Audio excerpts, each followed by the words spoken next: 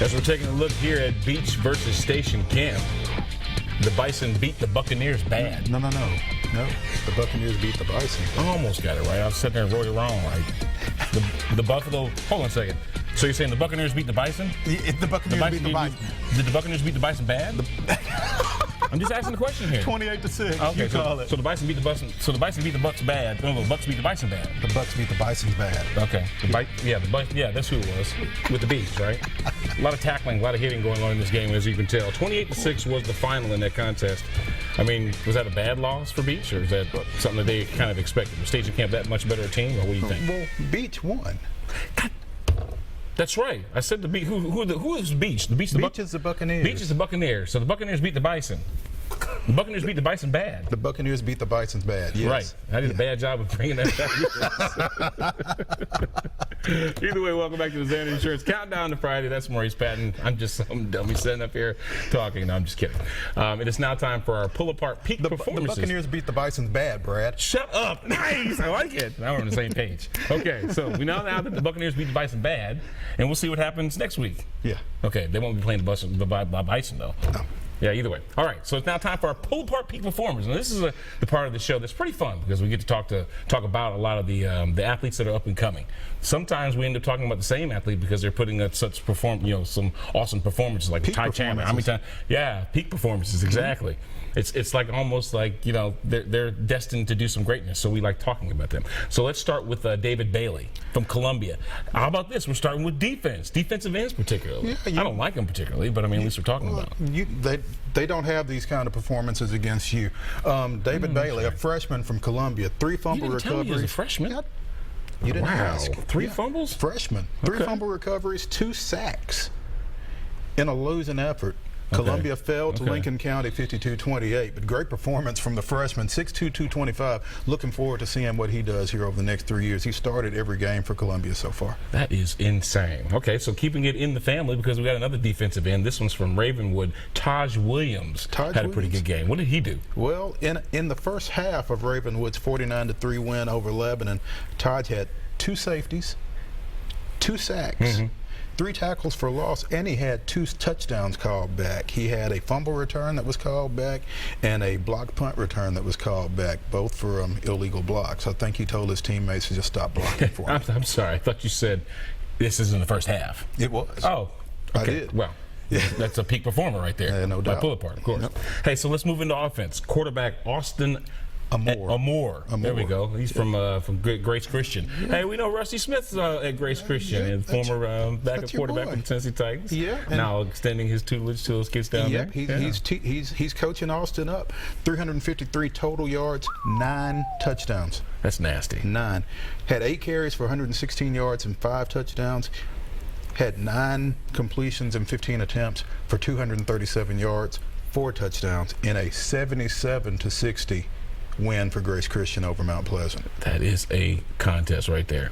How about Nicky Clifton? Now, see, I'm cool with the Clifton boys down there at Innsworth, and I knew Nicky was going to be something. It's like I was Nostradamus or something. This kid right here, he runs hard. So what did he do as a peak performer from Pull Apart? Nicky was out the first 3 weeks of the season, had a wrist injury. He hurt it in scrimmage against Maryville before the season started. So they were without him those first 3 games, went 1-2.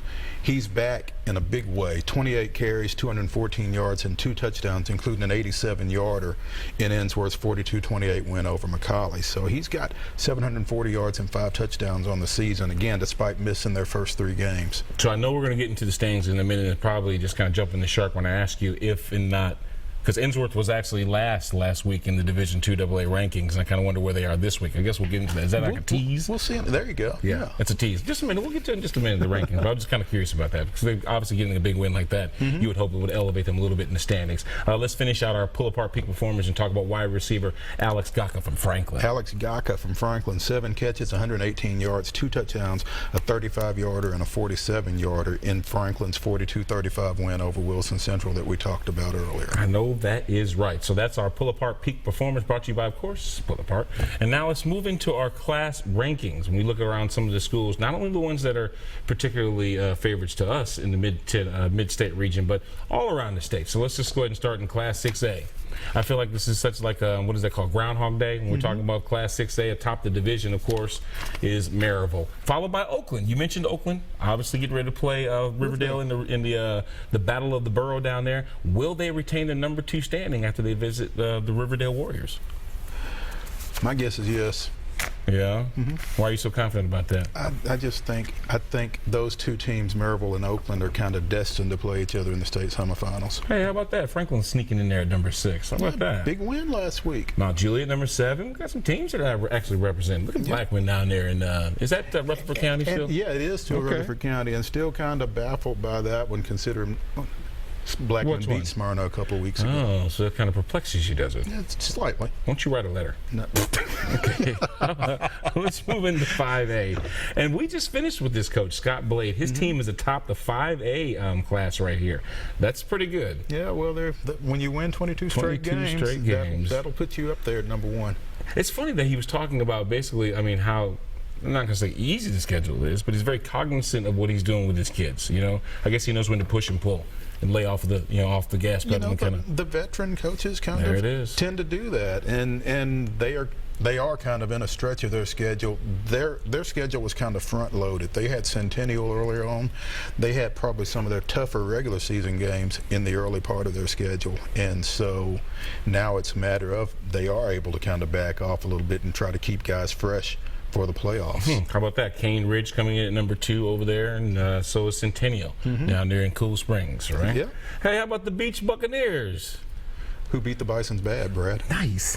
That's my guy right there. How about 4A? Talking about Steve Matthews' boys. They're always atop that class right there. Knoxville Catholic doesn't disappoint this week. They're the defending state champs in 4A and did it pretty convincingly. And short of the season opening loss by a forfeit, they're just continuing to do what they've done. Absolutely.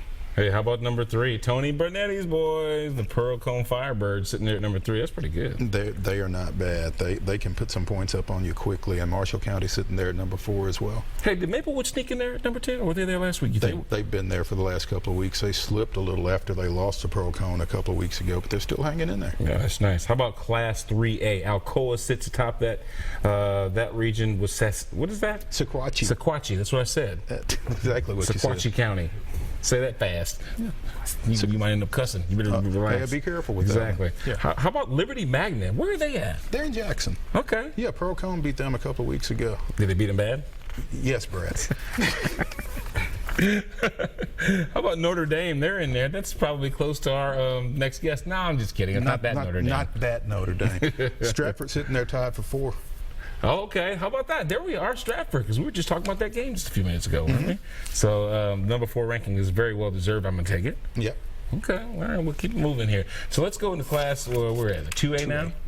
Adamsville sits atop the 2A division with Watertown sitting there. Watertown seems to be getting a lot of action right now. Don't they have a commit that's going someplace?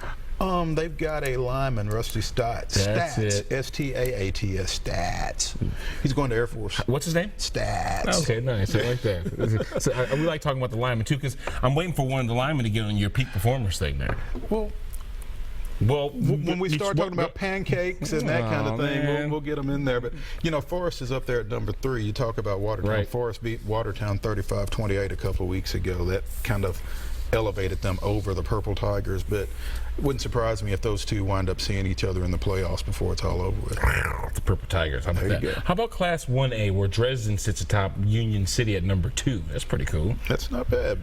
Wayne County sitting down there at number 4. They've got a nice quarterback down there, Preston Rice, who's probably going to be a Mr. Football candidate in 1A when it's all said and done. Now, didn't Columbia Academy feature like a 3-headed hydra, 3-headed monster all down there? They had a couple of kids that had a really big game a couple of weeks ago, Logan Neal being one of them. There's our boy, Nashville Christian. Yeah, we got to get him on the show. Jeff Brothers. At number 7. Yeah, I like him. We have had fun, a lot of cool conversations with that guy. So let's slide on down to Division 2 AA, and MUS is atop the division. MUS is atop the division. When did that happen? Well, after MBA's, yeah. After MBA knocked Brentwood Academy off, yeah. Yeah, that's what happens. Why is the guy? There's a guy next to you looking so perplexed. I guess we'll find out why he's got that scrunched look on his face in just a few minutes.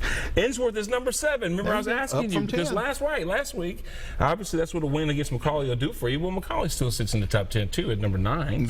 Yeah, but McCallie was 6 last week. Ensworth was 10, so they kind of flipped. Yeah, well, that's not bad. How about Brentwood Academy? I mean, the Eagles, you talk about, obviously the loss to NBA. Where were they at before they lost to NBA? They were number 1. They were number 1, so that's how MUS slid up into the top. Not much movement when it comes down to these two teams right here. Hey, you know what? I was asking, and I wanted some more clarification as far as teams that are moving into different regions, different districts. What would be? Is it usually growth, or is it usually a reduction in the size of the student body that makes a team basically change from one to the other? It depends. I mean, it can be either or. Sometimes you do have schools that see some additional growth, people moving in. Sometimes you see them lose kids for one reason or another. So it can go in either direction as far as within division, either Division I or Division II. Now, when you see these schools going from Division I to Division II, and you're seeing a lot of that in this particular classification period, it's because I think, if I understand it correctly, they have pretty well disallowed any financial aid for any private school to remain in Division I. So if you're given any financial aid at all, I believe you have to go to Division II for athletes. I hear you. So I think that's what some of these private schools that have been in Division I are having to decide whether they're going to keep giving financial aid or not. Gotcha. Hey, it's time for us to take a break here at the Zander Insurance Countdown to Friday. We have a treat for you when we come back. NBA coach Chris Sanders. Yeah, he's a former Tennessee Titan, but he's coaching high school right now. So we'll have that conversation brought to you by Price Point Furniture. Where the price is the point. Absolutely. Stick around. We'll be right back.